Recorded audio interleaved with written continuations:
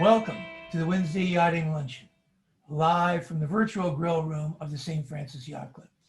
We hope that you and yours are sheltering in place in a comfortable environment, and we look forward to greeting you back at the Yacht Club when the pandemic is over. In the meantime, we're having a great time continuing the Wednesday Yachting Luncheon in this online format, and our guest today knows all about travel. Born in Austria, about 150 miles from the birthplace of Arnold Schwarzenegger, he began sailing at age 11 and a half with his own Opti on the hometown Lake of Worth, where he spent much more time swimming than sailing, rather than pay attention to what the instructors had to say in the youth sailing program he grew up in. And after 2 weeks of fun and embarrassment, he was hooked. He knew he'd be a sailor for life.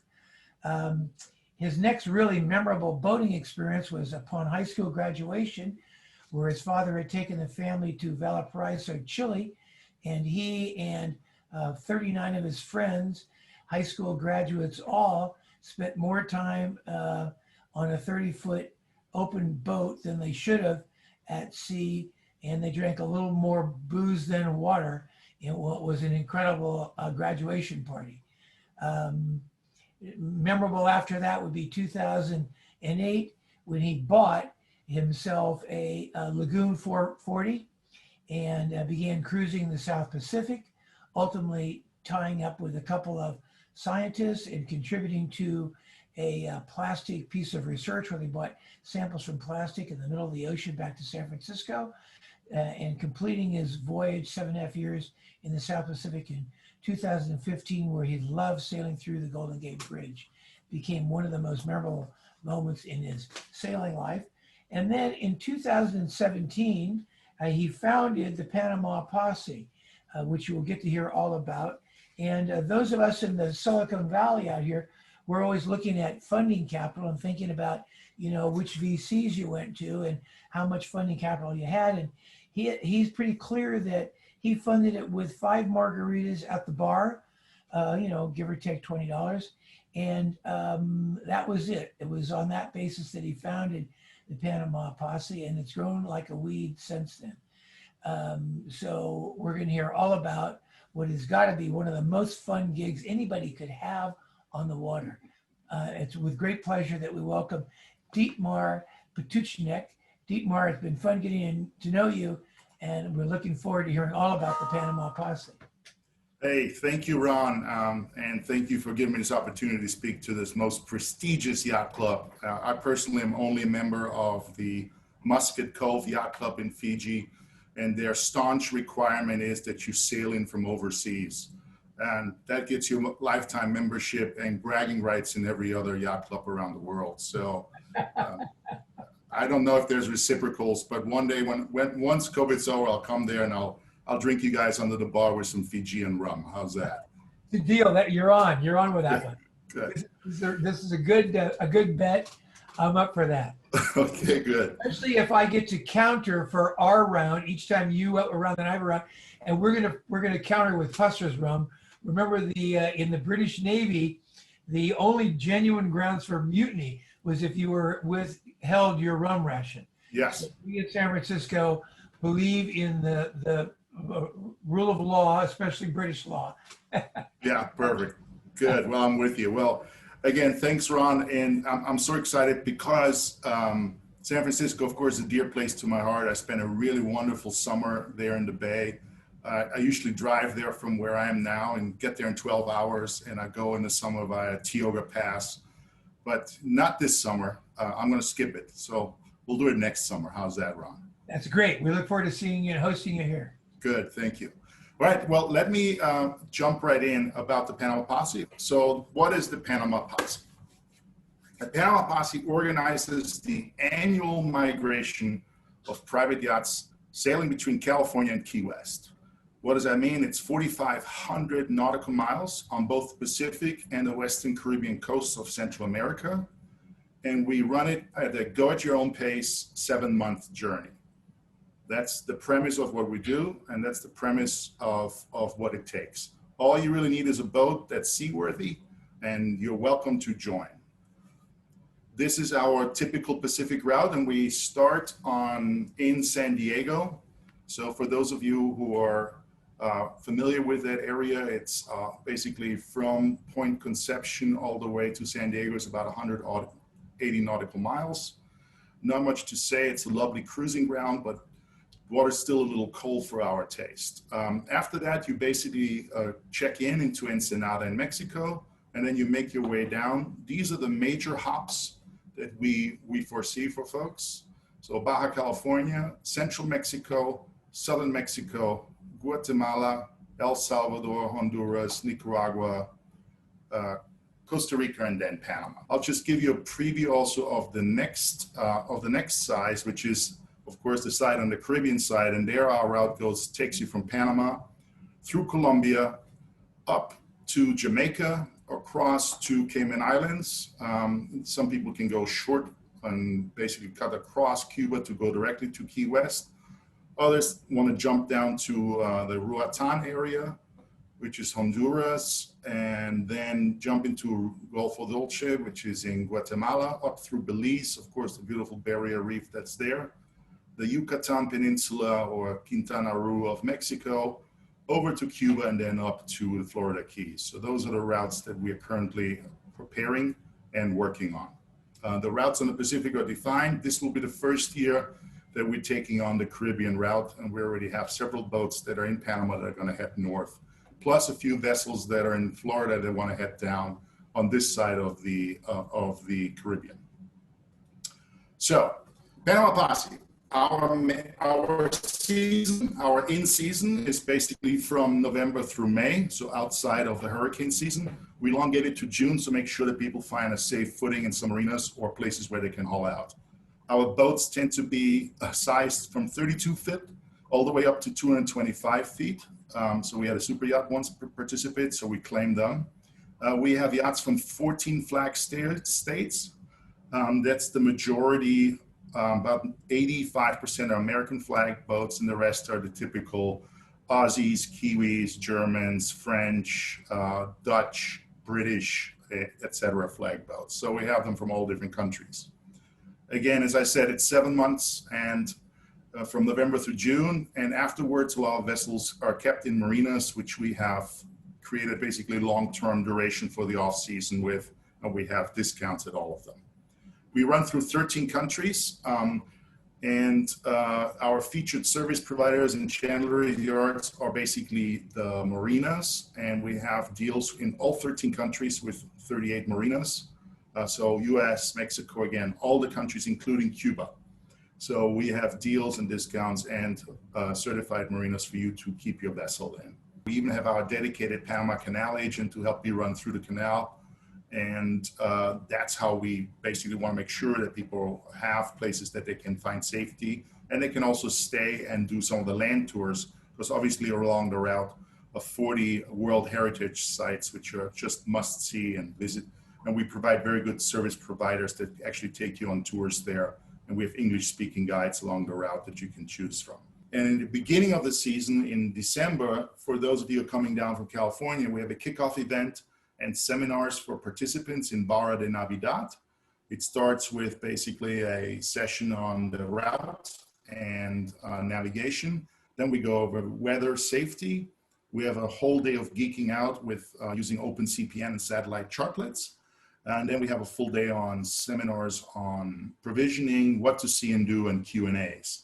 In between, we have a couple of parties planned, including one night where you get to shoot off your expired flares. And that's a lot of fun. Okay. We have over 500 anchorages, which other people have been to before, and we record that information and make it available to our participants. So we basically improve the route guide and the route information every season. And the participants who travel get to explore it at their own speed and comfort. So we don't hold you to a schedule, basically let you travel at your own speed. So on the Pacific, that constitutes about 3,000 nautical miles in the Pacific and another 1,500 nautical miles in the Caribbean. From a financial perspective, what you can expect, the total typical spend is about $3,600 a month. That's average across different vessels, which means we bring about $5.6 million into Central America. which is a direct spend by Panama Posse participants into local economies. And the one thing we do guarantee you is unlimited adventure. You're going to have adventure upon adventure there. Okay, so that kind of gives you the big overview of what the Panama Posse is. This was our last season kickoff party. Of course, that was pre-COVID. So as you can see, we had a lot of folks there. They throw us an open bar at this lovely resort in Barra de Navidad, which is about 150 miles south of Puerto Vallarta on the Pacific coast in Mexico. Some of the challenges that we provide our participants over the season, and those are the things that people can win prizes for, are biggest fish caught, the highest wind recorded, the biggest mishap, and we call it the Captain Ron Award. We have the most unwelcome visitor on board award.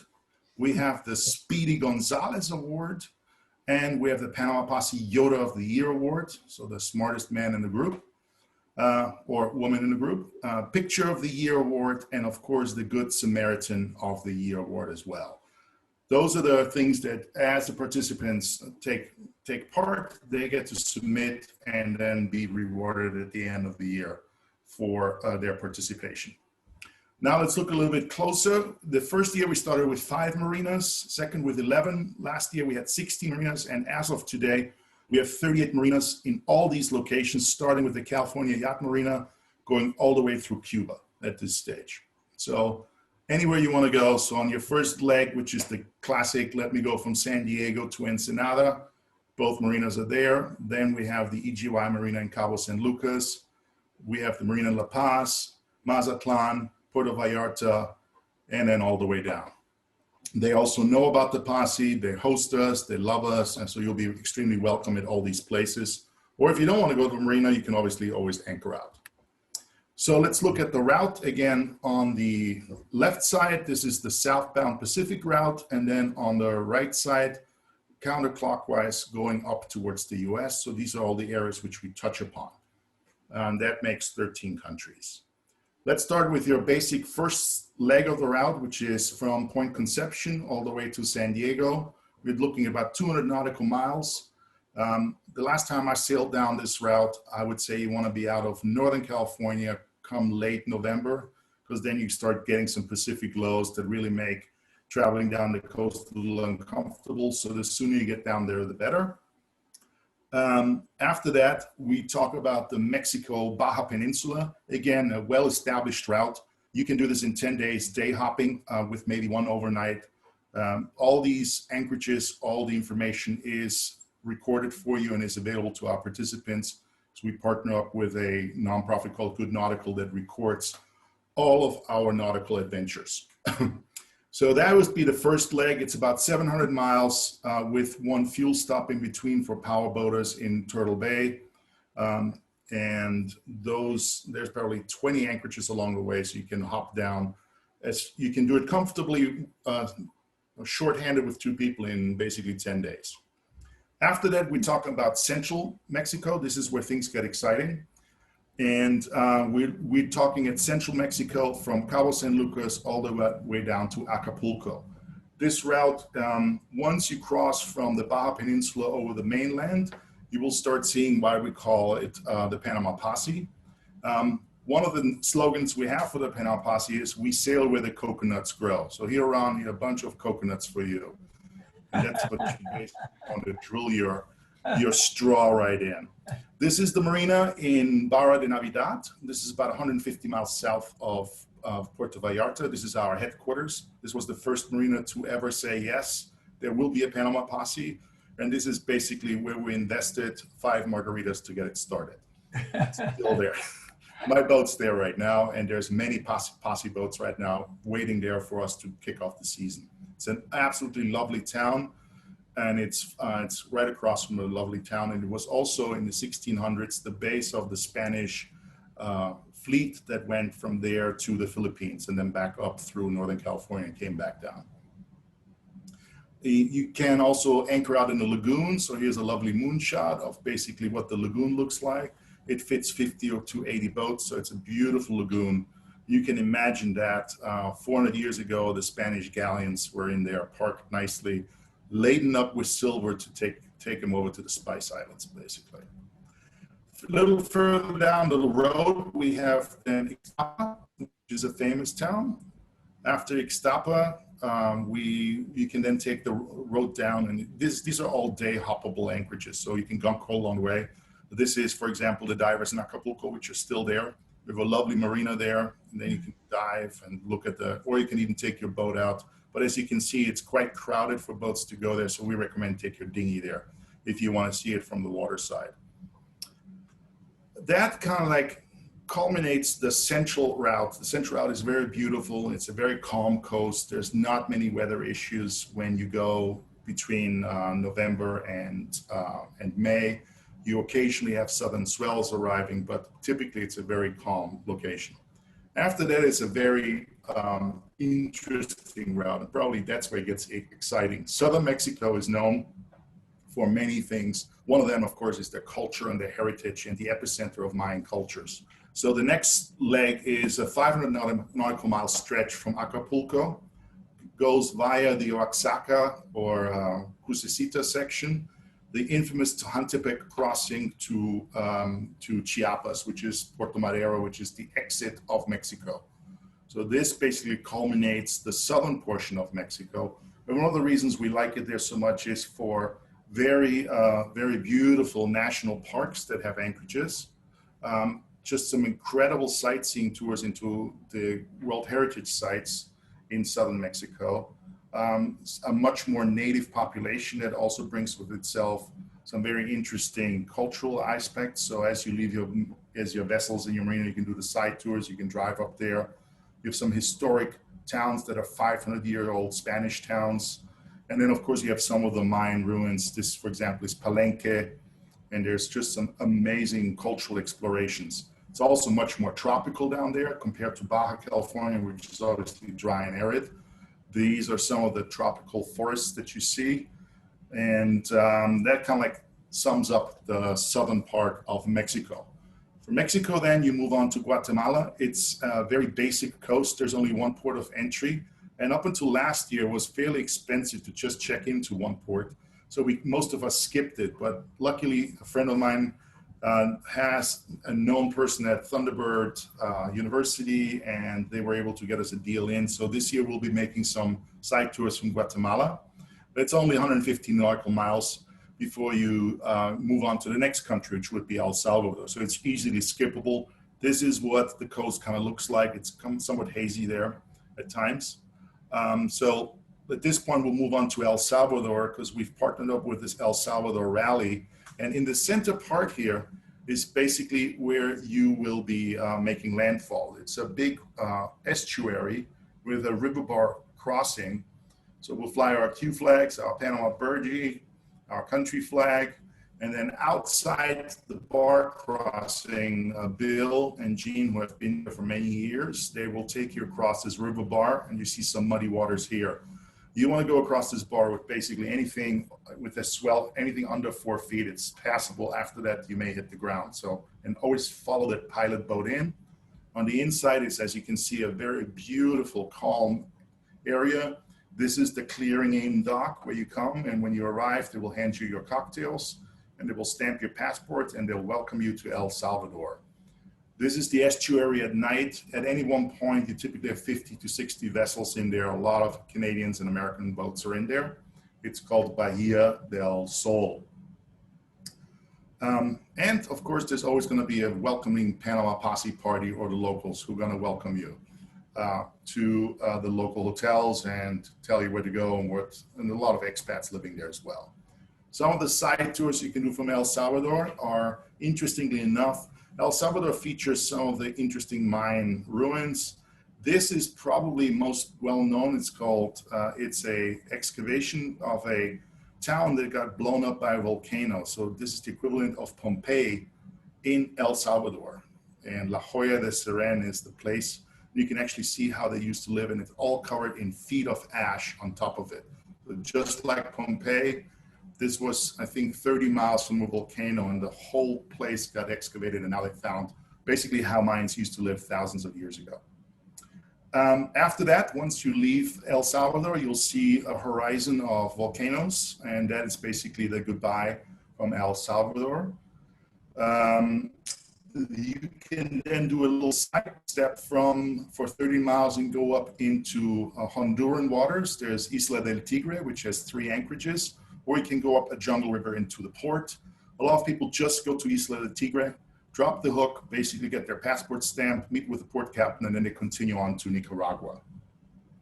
This is what the Golfo de Fonseca, which is basically the big gulf where 3 countries meet. So this is on the left side is El Salvador, straight up into the islands with a big volcano island in the middle. That's Isla del Tigre, that's Honduras. And then over here on the right side is Nicaragua. So this is a very beautiful little triangle of countries. You have very nice winds in the afternoons that pipe up. And depending on the season, especially from December to April, you now become influenced by the winds, which are called the Papagayo winds. So further south, this is the actual coastline of Nicaragua. Nicaragua has about 180 nautical miles of coastline with a beautiful marina on top. A gentleman who was an engineer in the US has built his own private marina, and it's a partner marina. It's called Puesta del Sol. It's a fantastic spot. We actually had this season 3 vessels in there that were sitting out COVID in that marina, and they're returning to there. One vessel actually left last week to sail down to Costa Rica. Along the way, you will have Corinto, and you have the famous Lago, the big lake, which then in the sailing season gives you catatonic wind. This is a great place to test your rig. You will have wind gusts up to 50 knots. So the route along the line is basically hug the shore, quarter mile offshore in very shallow waters, but you'll go like a bullet going down that route. Along the way, you'll see some more beautiful volcanoes. Some of them actually glow at night. So this is Nicaraguan coastline. On occasion, you'll have little obstacles. This is what we call the black flags, and this is where they have long lines. So you kind of need to figure out which way you're going to sail to not foul your props or your gear with the long lines, which then have big fishing nets attached in between. Nicaragua obviously has done some interesting squalls, just absolute beautiful skylines, great sailing, fast sailing. You will definitely get salt on your decks. And then in the southern part is San Juan del Sur, which we see approaching here. Stunning coastline, and San Juan del Sur is an epicenter for surfers and actually a lot of young folks that go there and just hang out. It's fairly inexpensive. Nicaragua, of course, is Sandinista territory, so there's a very interesting historical aspects to Nicaragua, which are fascinating. This is San Juan del Sur, which is a beautiful town, but it always blows 30 to 40 knots of wind in there in the height of the season. So it's once you land your dinghy to get into town, it's quite a wet ride. On the coastline of Nicaragua, you'll often see just basically herds of cows and sheep grazing along. And the vegetable markets are plentiful throughout this route, because Central America is, of course, well replenished. They have lots of vegetables. They have no shortage of food in Central America. Some of the anchorages along the Rhine, we fairly tuck in closely because you get some pretty good wind gusts. So this gives you a great test of your anchoring ability in high winds. Sunsets, which are just stunning because you're obviously facing the open Pacific. And that kind of like rounds up the Nicaraguan experience. They have some amazing cultural aspects there. It's fairly inexpensive. It's a wonderful country to visit. Next, we're going to go to Costa Rica.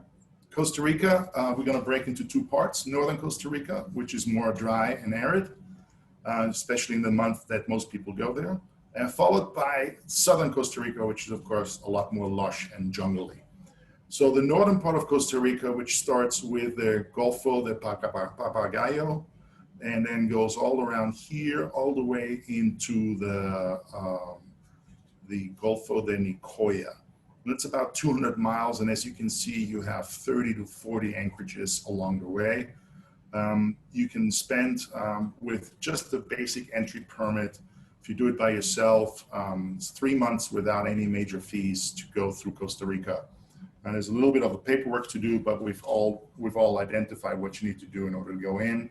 We have a really good partner in the north, which is the Marina Papagayo. Dan, who is the manager, runs the marina really well, so you'll be well taken care of there. Let's look at some of those highlights. So as you leave Nicaragua, this is the Cabo Santa Elena. You're gonna have a lot of wind coming from your back to get around that. And then as you come around this, these are the Murcielago Islands and just some beautiful, really short chop, but really great sailing in that area. And then of course, the Admiral here is very happy that the winds finally subsided and we have some beautiful sunshine. That's now decks approaching the northern part of the Gulf of Papagayo in northern Costa Rica.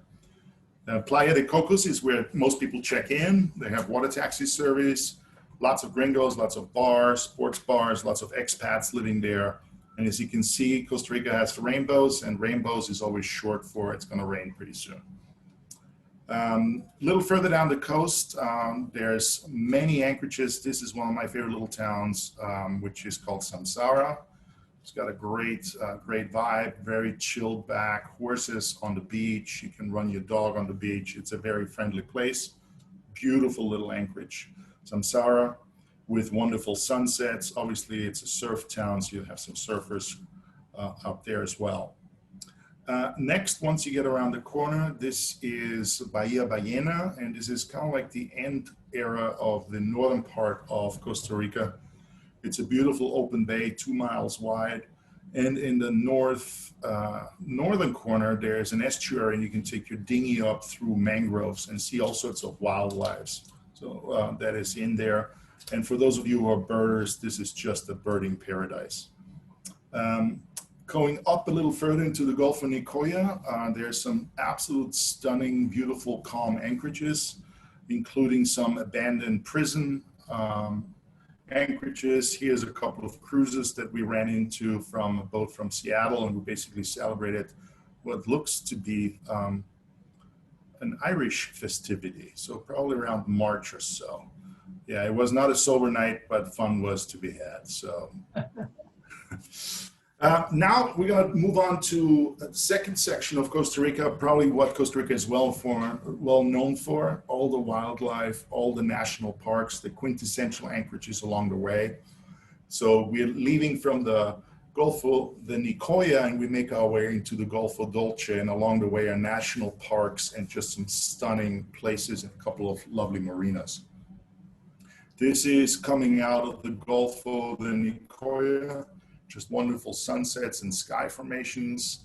As you head out, you will start seeing these nebulous, I think they're called nebulous manta rays. They're flopping basically. They're attracting their opposites. And of course, the higher they jump, the more likely they are to get a female partner. So they jump all around you. It's quite fascinating to see. This is a marina in central Costa Rica. This is the marina in Quepos. Again, a partnership marina for us, very well run, lots of yachts going there, lots of sports fishing boats, and of course the Panama Posse has negotiated a discount there for you. Next to it is the quintessential, I want you to just look at this and take that in. This is a national park. It's an anchorage in those, this is called the Manuel Antonio Park. You will have sloths, howler monkeys, spider monkeys, capuchins, all sorts of birds. This is one of the most beautiful spots on the planet on this side of the Pacific that you will see. It's a wonderful anchorage, and it's inside of a national park. We have the procedures on how you can get in there, how you can anchor, and what you need to do in order to be in there. It's just a fascinating spot, maybe 10 miles down from the marina. A little further down, now we're going into the Gulf of Dolce, absolute tropical, beautiful setting with macaws flying by, howler monkeys, and big national park. You will literally see this from the bow of your boat as you're anchored. You're just surrounded by nature and the sounds of the jungle. You have macaws flying by in formation. They're cackling twos. They're always couples, so you'll have a great time listening to them. And you'll find some extremely secluded anchorages that are just wonderful, beautiful and serene. So if you want fresh air and be away from it all, this is the way to do it in your own safety bubble. And this is your surrounding. You wake up by a jungle and you go sleep to the jungle. It's absolutely stunning. This is then inside the Gulf of Nicoya is the Golfito, which used to be a sugar plantation. It was a banana plantation loading dock. And of course the deal went south, but they left us some really nice marinas there. So there's 4 marinas there. This is the Banana Bay Marina, and you are in absolute tropical waters in southern Costa Rica there. This is also where you can check out in order to make your clearance into Panama afterwards. All right, so then once you come around this horn, which is where Costa Rica was, this is the Golfo de Chiriquí, which is a stunning body of water. Not a lot of internet access there because it's fairly remote, but it's absolutely beautiful anchorages, the Islas Secas. There's Isla Coiba, which is as powerful, or at least 70% as powerful with natural resources and wildlife as the Galapagos. Then you have basically the big bays in here. As you make your way around here, this is another surf town. Then you get over here to the area of the Punta Mala, which you have to basically wait at this anchorage before you make your jot across to the Las Perlas Islands, and then up towards the Panama Canal area. Or you can also sit it out here. This area here has our Marina Vista Mar, which is our headquarters for Panama in the Pacific. This route is about 330 nautical miles. So again, as you can see, plenty of anchorages, no reason to rush through this. So let's take a look what it looks like there. We have obviously a much bigger tidal range in Panama, upwards as you get close to Panama, up to 20 feet. You then also have some beautiful calms, and of course, because it's more tropical, you'll tend to have afternoon squalls and showers. So you have some beautiful cloud formations. This is all in the Golfo,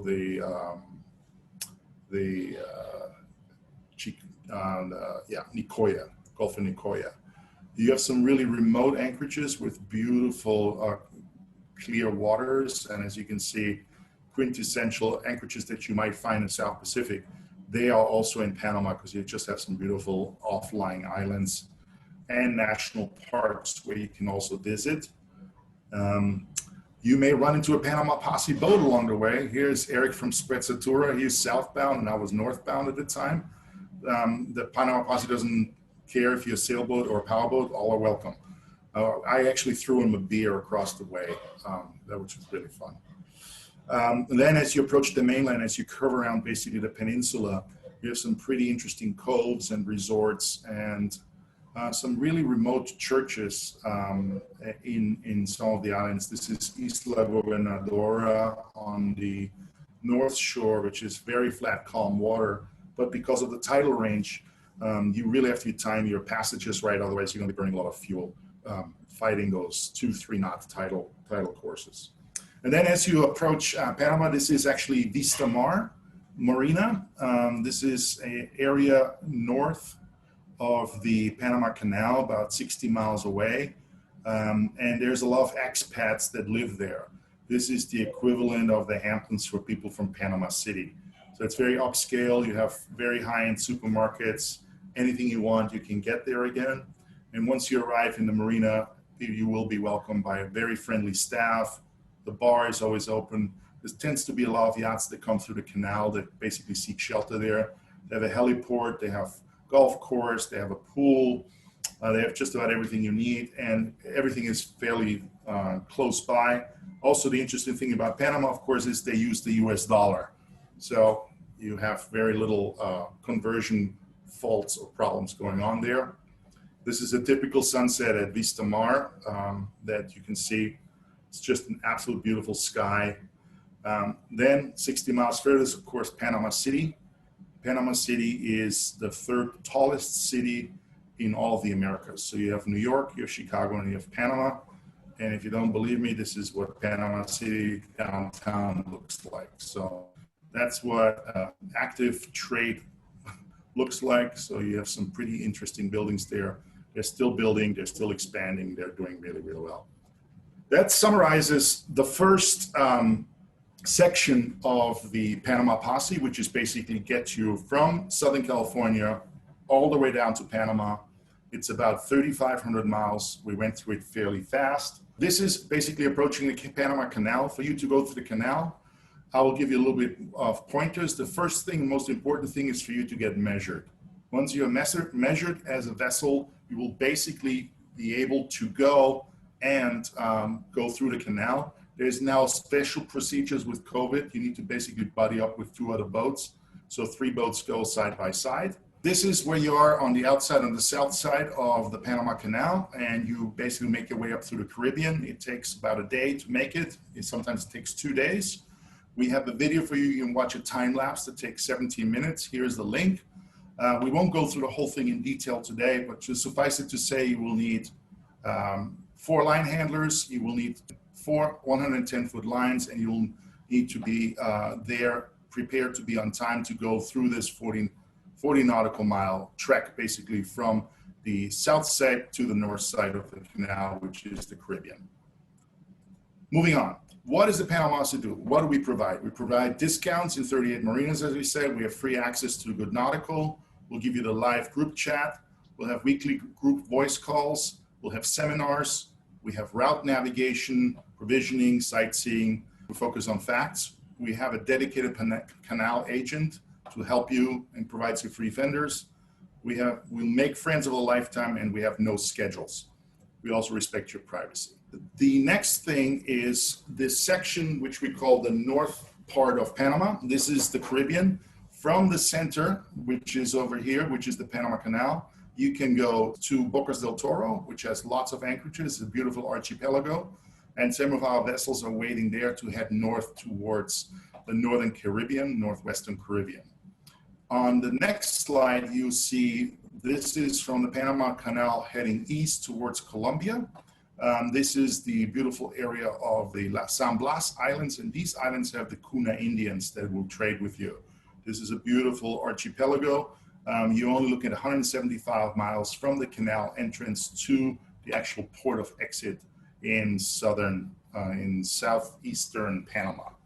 After that, the route takes us 460 miles across the coast of Colombia to get us into a good jump position towards Jamaica.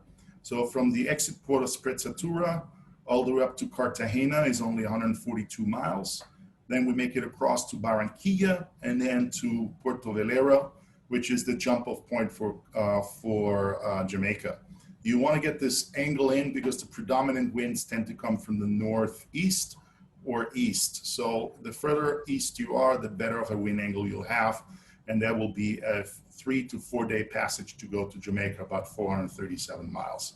Some of you may want to venture further, but this is extremely difficult upwind territory here. So most of us will jump from the Santa Marta area in Colombia. From there, basically, it's 435 miles across. This is open ocean. This can be very tough. This is a tough passage of 435 nautical miles. Again, 3 to 4 days gets you to Jamaica. What's the prevailing wind angle when you're sailing across there? The prevailing wind angle is going to be from the northeast and to east. So it's a starboard tack. Yep. Close beam reach or close reach. Yeah. Okay. And the sea height can be the waves can be quite big, 6 to 10 footers. 6 to 10 foot during the basic height of the season, which are the trade winds when they're going. And what's the typical wind speed? 20, 25, 30 knots. So it's going to be, yeah, it's going to be a big run, especially you want to reef at night there. Okay. But it's 435 miles, and then you get to the southeast coast of Jamaica. This is where Kingston is, and the Royal Kingston Yacht Club will welcome you, clear you into the country. And then from there, you have two choices. You can go the south coast of Jamaica up to Montego Bay, or you can go around the north coast and what they call the tourist corridor, which is up here. Those are the two choices. You just have to make it around that little corner there and then basically make your way up through the north coast of Jamaica. After that, you have a 123-mile passage from Montego Bay, which is the northwest coast of Jamaica, to the first of the Cayman Islands. From there, you can basically hop down to Grand Cayman. which is 275 nautical miles. We have a lovely marina in there called the Barcadere Marina, which is a luxury marina that will clear you in, also get you fuel and get you set up. During COVID right now, you can still go, but you cannot disembark. You just have to take on fuel, water, and provisions basically on the queue docks. Moving on from there, it's a straight run down to 127 miles from this island. And then from there, it's 127 miles to Roatan. There's 3 major islands with beautiful reef dive sites and lots of expats living on there. And this is, of course, Honduras, Roatan area, which is fabled reefs and beautiful dive sites. From there, you will move on towards Rio Dolce, which is a nice little spot for you to be in. Most people leave their boats there, fly back, sit out the hurricane season. It's 15 miles up a river. There's a ton of marinas and haul-out services available. After that, you will head up to Belize, the 2nd largest reef in the world with tons of anchorages and just a beautiful site. You can have up to 3 months making your way up through 128 nautical miles with tons of anchorages along the way. Beautiful place, great marinas, great beautiful reefs. After that, Mexico Caribbean northeast corner, which is the Yucatan Peninsula. You have Cancun and Isla Mujeres. We have 3 marinas that we deal with in there. Again, beautiful space. You can also leave your boat in Isla Mujeres. They have a hurricane hole in there. That's only 150 miles. After that, you jump across Cuba, north coast of Cuba. And if you zigzag via Havana and go up to the Keys, it's only 450 miles. Cuba in itself is worth of a full season. This will just get you back into US waters.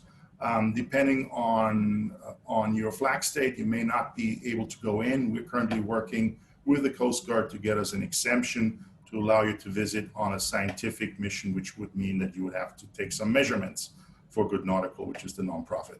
That rounds up the route. After that, you're in the Keys, and it's 185 miles from the Keys all the way up to Miami. And then, of course, from there on, you can go up to Fort Lauderdale and take the intercoastal waterway as far up as you like. That rounds up the overall route, the overall description of the route, and that's what we have proposed for the 4th season. Thank you, Ron. Great. Terrific, Dietmar. Okay. Much fun. Yeah. Some questions. So first of all, Yes. I want to point out that the 4,500 miles, that's literally more than 2 Transpacks. So it's lots of time, but you guys do it in about 9 months. Is that what I'm saying?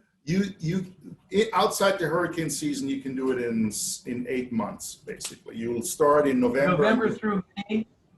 Through June, basically, because there's no really early hurricanes in June. But you want to be prepared to put your vessel away in case something comes early. So yes. So without doing the math, how many miles do you travel per day generally? It really depends, because as you fall in love with different anchorages, you may stay. We found ourselves staying in one anchorage for 3 weeks because we loved it, and then we started hustling again. So I think it's all about what you feel like, the way you want to go, what you're in the mood for. If you're a diver, if you're a birder, if you're an outdoor paddleboarder, if you're a surfer, those are all different things that you can do on the side on this route. If you're like me, I like culture. Obviously, I like food, so I'm a foodie, so I like every once in a while do some excursions to some restaurants. You have so much to see because there's so many different cultures that you can visit and partake. The fastest boat left 1 year from Virginia and basically sailed all the way to Alaska. They did most of the route, and it was just portion of the route. So it all depends how fast you want to go. You just said Virginia to Alaska. Yeah. Meaning they went Virginia south and they went back, they went the reverse route. Yeah, absolutely. Through westward through the Panama Canal. Yeah, we have a posse and a counter posse. Some people go one way, the other people go the other way, and that's perfectly fine for us because they all provide valuable information, and that's what we share. Now talk to me about the feeling of being in a group. Do you know where the other boats are with some plotting device? What's the means by which you say to yourself, okay, we're at the front of the posse, the back of the posse? It's a good question, Ron. We use a communication tool called Line, which runs on cell phones. and allows you to basically chat. Only participants have access to it and are allowed in because there's privacy concerns. Some people don't want to be tracked. Unlike a race, here it's really about safety and it's about knowing what's coming. We then, 24/7, you can drop in your location pin, letting you people know where you are. If you're at anchor, we ask that you basically provide your anchorage information and take a picture. If you're at some resort, let us know that too. We then also once a week with the same line app, we make a weekly call where people can call in wherever they are and they can basically listen to our weekly weather reports. Then we go over any logistical issues that people may have. And then we also talk about anything else that people may want to know. Hey, I ripped my sails, where's a sail maker? Or whatever local mending you may need, if you have any provision concerns, if you need to find out where to fill your propane. That's all contained within the Line app. Things that stay active and important for us then get transferred at the end of the season to Good Nautical, who then records all the anchorages, the safe routes in, safe routes out, and we basically share that for the future generations or future participants, so they have basically the prior knowledge from other participants in there. So now during an ocean race, during a Transpac, Pac Cup, Cabo race, and so on, we have a morning check-in. Sometimes we have a morning and an evening check-in. Do you have check-ins with? Now, again, if you want to check in, you basically drop in your location pin with a message, and we don't require you to have any message. We don't set a schedule. We don't want you to feel like you have to do anything. As long as you feel safe. If you don't feel safe, you put that in, and then of course we can call the different embassies and raise holy hell. But so far, knock on wood, we haven't had any problems like that. So let's say that I'm, 3 weeks in. Yep. I'm someplace below Mexico. Yep. Someplace in Guatemala, Yep. toward Costa Rica, and I want to know: have I kept track of where my buddies are during this trip? Am I usually in a little sub posse of 4 or 5 boats? What's the usual social connection like? So the usual social people tend to buddy boat. 2 to 4 boats tend to travel together in sub pods. They tend to be in VHF or shouting range, basically. But all of them will tend to check in together then on Saturday morning calls, letting people know basically what they've seen, if they caught a big fish, if they ran across some long line, all those things will be communicated out. So also, you have a Saturday morning call in then? Yeah, Saturday morning in the off season, which is now, and then every Monday at 1600 UTC, we have a Monday morning call where we go over weather, routing, logistics, and check-ins basically. So give me a typical call in. How long does it last? What does the average person tell you? It takes about half an hour to 45 minutes. Right now in the off season, most people are scheduling their flights back into country. They want to go back to Colombia, pick up their boats there. They want to go back to Panama. So they're trying to share rides or sharing some logistical things. During the season, they will say, hi, I'm in Manuel Antonio Park. I couldn't find a park ranger to pay my fee. Where do I need to do it? And then the boat that was there 2 days earlier basically drops in the pin, said, this is where you pay the fee to get into the park. This is where the bar is that has the best burgers. This is where you can get your propane filled. So it's a live communication that goes on the cell phone because you're coastal cruising. So 99% of the time you're within cell phone tower range. And then is it a party line on the cell, or is it a one-to-one call? I call you, you call Fred. On Saturdays or Mondays, we have a party, so everybody listens in, but you can still communicate with every participant directly. So if you wanted to say, I don't want to go where Dietmar is right now because he throws parties at night and I can't sleep, let's go somewhere else. You can have that conversation without me knowing about it. That's fine.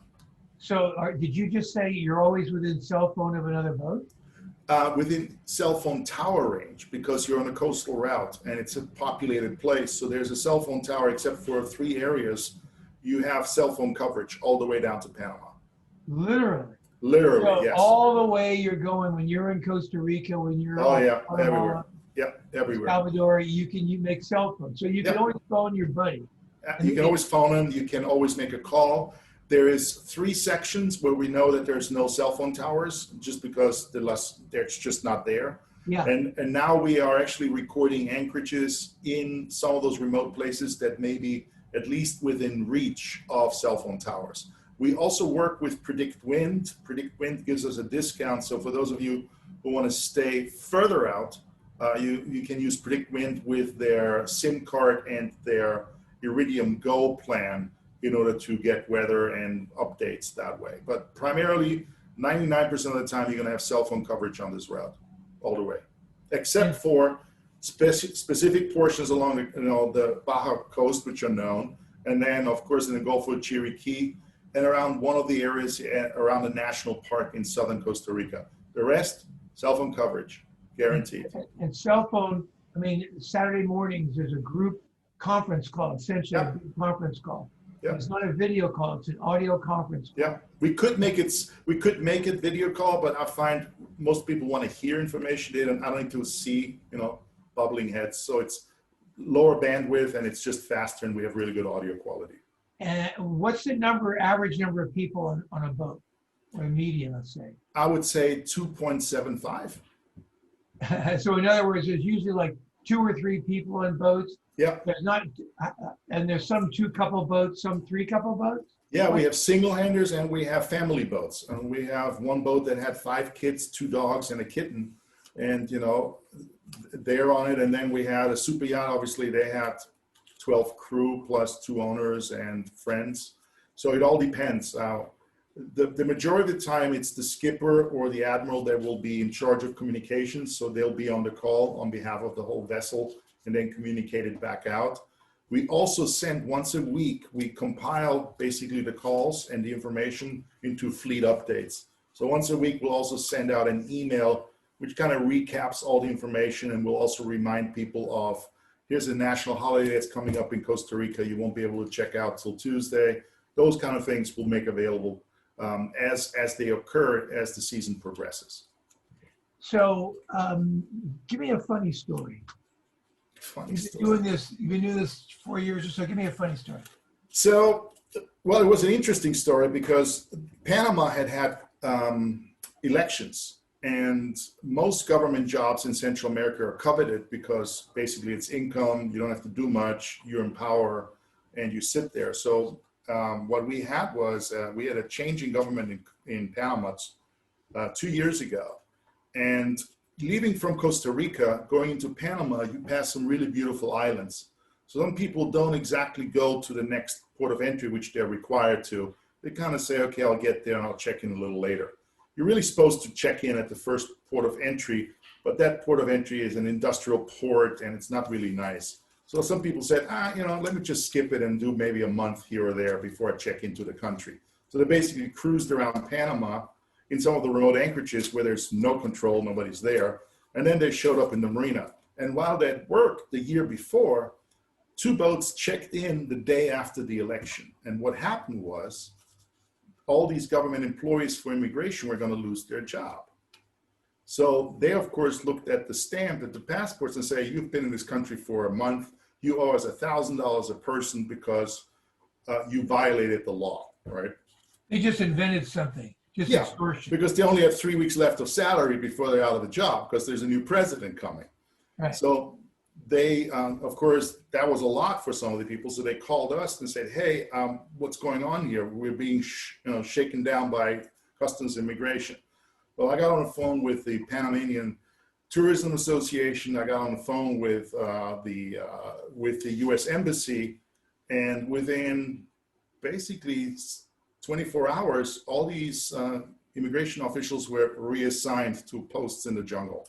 So the other thing that brings the group is, of course, now we make ourselves known and we demand transparency. We demand receipts. So we reduce a little bit of the corruption that has been happening. And it's funny because if you're up against a government official by yourself, you wouldn't be able to take that role. But all of a sudden, for me, I call the embassy, hey, what's going on? This is not right. Please, all of a sudden, we can make an impact. For us, it's important to have that. It's not guaranteed to work all the time, but for us, it worked for 3 boats. So we basically saved $6,000 in fees that disappeared. So if you start with 93 boats and you end with 200 in this next one, that's to say in November you start with 93 and in June you got 200. Yeah. Does that mean you're like 3 times that number of people on the trip at any given moment? Starts out with 300?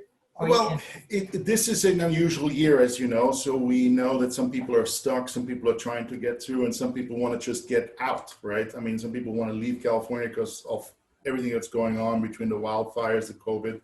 We think that sailing in your own bubble with your buddy boat is probably the best bubble you can be on, and you still make way, you still have great experiences. We've also arranged with the marinas so that they can deliver actual stores to your boat on the marina, so you don't even have to go into town if you don't want to go to. So obviously, a lot of the participants that we have tend to be older because you have to be able to take 7 months off and go sailing. So, how connected or disconnected are there? Some people who are watching news on their television. How are they doing? How are they watching news? I think most people on boats tend to consume news not via television because most television is in Spanish if you're in those areas. And most countries have expat newspapers. So Mexico News Daily, Panamanian Times, Tico Times, Nico Times.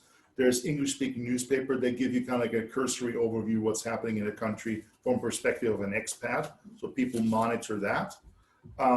The interesting thing is a lot of people just tune out. They say, I'll get my morning news summary. I'll read my Reuters news or something, so along the way they can tune out. Other people are working. We have couples that are full-time programmers from San Francisco.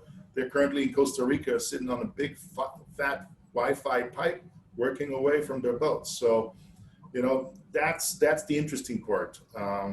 People who have the adventure lust, the wanderlust, they want to go and they go. How much email? Is there email access along the route? Yeah. What does that cost? Well, you can go, there's different plans. AT&T offers you a $7 a day plan that's unlimited basically. Or you can get, most of us have dual SIM phone. So we'll have a US phone number in here. We pop a second SIM phone in. So you get a local service provider. In Panama, you can get unlimited data for $40 a month, right? In Mexico, you can refill your data plans with a credit card in the middle of the ocean. So you can, if you run out of your 10, 15 gigs, you just renew up and you pay more. So you're constantly connected. So if a person wanted to, they could be constantly connected with email. Absolutely. And that part costs like $7 a day or something? $7 a day from AT&T. You can get a Wi-Fi. I think Google Fi has a plan for $70. But if you give yourself a 70 a month, you mean? And 70 a month. It all depends how much data you consume, which is how this is all regulated. Sure. Some people go with local phone calls. Some people tune out. They only go to Wi-Fi when they get into a marina, and then they basically replenish. But the majority of people have a cell phone with a plan, and they'll use a T-Mobile plan. They use a Telcel plan in Mexico because it'll be the local plan. Once you get to the marina in Nicaragua, you'll get a local SIM card from a Nicaraguan provider. Now you'll have data. You tether all your devices. So communication is not an issue anymore. So monohulls versus catamarans, what's the split? No comment. I mean, are there 50% catamarans, 50% monos? What percent? I think we are, at this stage, we are a third powerboats, maybe 20% powerboats, 50% monohulls, 30% catamarans. Uh-huh. Yeah. And when you said people are spending about $3,600 a month, is that what you're saying? Yeah.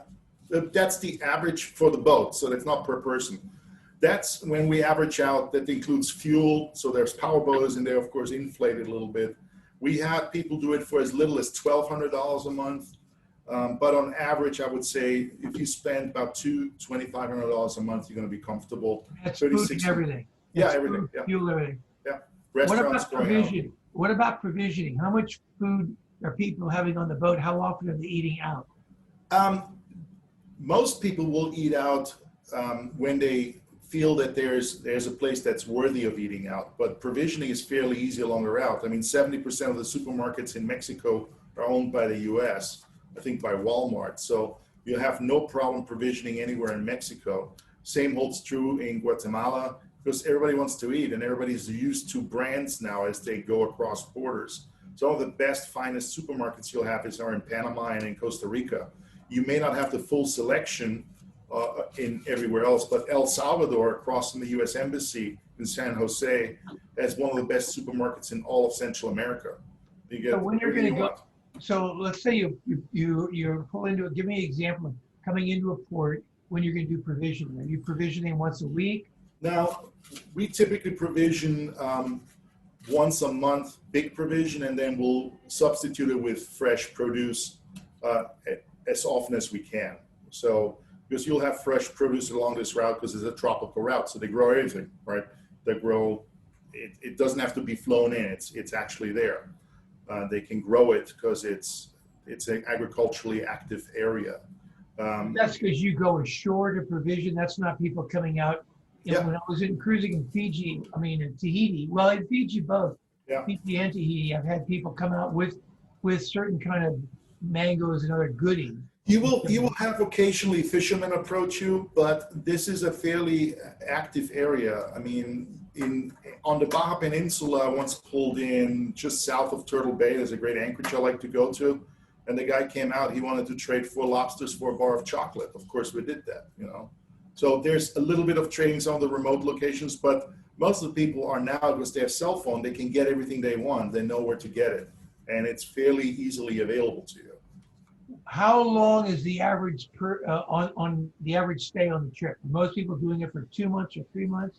Are most people doing it for 5 months? No, most people, they basically say, I'm going to go cruising. So they'll jump on the Baja or the Baja Nada or one of those rallies, and then they'll get to Mexico. They'll spend a season in Mexico. Some of them may have temporary jobs. So some people may work in the summer months. So they'll leave their boats in a marina, fly back to the States, do some work, or as they call, fill up the cruising kitty. And then basically come November, they all fly back down to wherever they are in Mexico and Central America and Panama and Costa Rica and continue on. So there's part-time cruisers, there's full-time cruisers, there's people who've sold the house, they're retired, they only live on the boat, and they are in wherever they are, and they basically slowly move on. We have had one vessel that's still not in Panama, that it took them 3 years to make it down the coast. And as I said, another boat is already in the Mediterranean. Snorkeling, scuba, where and how often are people doing that? You will start snorkeling outside of Ixtapa, and then from there on down, you're looking for islands. Islands, not because river runoffs tend to muddy the waters, obviously, and you have fairly tropical scenarios. So the best area that for you start snorkeling again after the Ixtapa area and the Huatulco area will then be, of course, Costa Rica. Costa Rica has some amazing dive sites because they have offshore islands. And then Panama, of course, because Panama has the Las Perlas Islands with crystal clear waters and just absolute beautiful places there. So how much does it cost? How do you charge? How do people pay you? We charge a registration fee, which is $150 for the season. So basically when you sign up, that's the fee you charge. And then you are given all the tools. We do an onboarding call. I get on a call with you, say, hey, welcome. We go over the basic procedures, make sure that you understand how to use the Line app, how to use Good Nautical to get information out, how to communicate. We'll give you all the phone numbers, all the route information, all the anchorages, and off you go. And it's up to you if you want to check in or if you want to be left alone. Tell us what Good Nautical is again. Good Nautical is a site which just holds the information, holds the anchorages, the ports. It's a website? It's a website for our participants, yeah. With you have a profile and you have a membership on Good Nautical, and once you have a right to get on Good Nautical using your password, that's where you store all the information? No, once you pay your registration fee to Panama Posse, yeah. Good Nautical gives you free access to Good Nautical, which is a nonprofit site that has all this information. Uh-huh. So you get access to it. So many of us are familiar in the tech workplace with something called Slack, where you basically are using a kind of messaging service to talk. Yeah, this is a messaging service like that. No, you use the chat app within Line. It's not stringed. You can still tag people in the chat room. You can add polls and things like that, but it's not a work environment. you're gonna have limited, basically limited channels that you're thinking about as you're working. You're gonna worry about where to anchor, where to get food, who's near me, and that's it. And that conversation just keeps moving, and it's time sensitive. And so give me a kind of a day in the life then. At 6 o'clock, you're making a quick phone call to say who's near me, or you're looking on. No. How do you know? No, at 6 o'clock you're still asleep. At 7 o'clock when you wake up, you basically. No, I meant 6 p.m. Oh, 6 p.m. Well, you can just look in the horizon because you'll see a boat anchored. If the boat's anchored there, you'll basically head towards it and you'll hang out with them. You can raise them on VHF.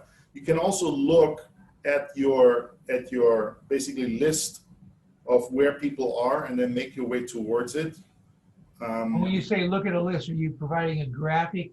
Yeah, you see basically you see the map of where the boat is with lat and long. And so you can determine based on your own if you want to be near there, or if anything is happening there, if the anchorage is too full or it's too empty. So are you showing in Good Nautical or somewhere else a graphic chart, and you show where boats who are in the posse are located? Yeah. So, No, we don't show you where people are because remember, we take privacy seriously. You may not want to be found. Okay. So it's up to you to put this into the line app. At the end of the season, we will then say, where haven't we had information about anchorages? And we'll correlate that back into Good Nautical. So if you've anchored in a very secret cove, you don't want anybody to know, right? You're not going to alert us to the cove until you left the cove. And we will put that afterwards into Good Nautical. So tell me now, I'm on my boat. Yeah. And I want to know where my buddy, Don and Mo are. Right. Because they're also on the posse, but I haven't heard from them for 2 days. Right. How do I So get in touch with them? well, one, you know their emails, so you can email them. You don't need to be. Second, most importantly, you are on this line app and you basically say, hey, there's Ron. You have the picture of them and the boat name and their names.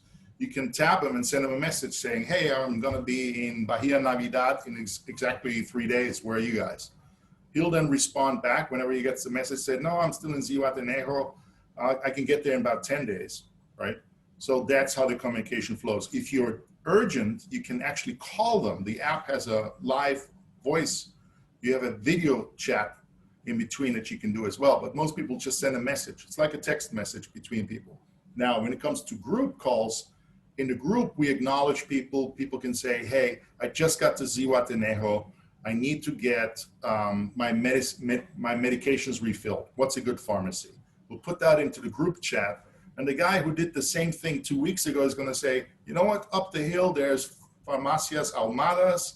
They have a great deal. Just give them your script, or actually just give them your empty bottle and they'll refill it for you. That's the live component of it in the group, where you have a question that's relevant to the group versus a question that's relevant to another boat. Dietmar, it's been great having such a thoughtful and thorough explanation of the Panama Posse. Thank you, Ron. Thank you very much for being our guest at the Wednesday Yachting Luncheon. And with that, the Wednesday Yachting Luncheon is adjourned. Great. Thanks, Ron. Appreciate it.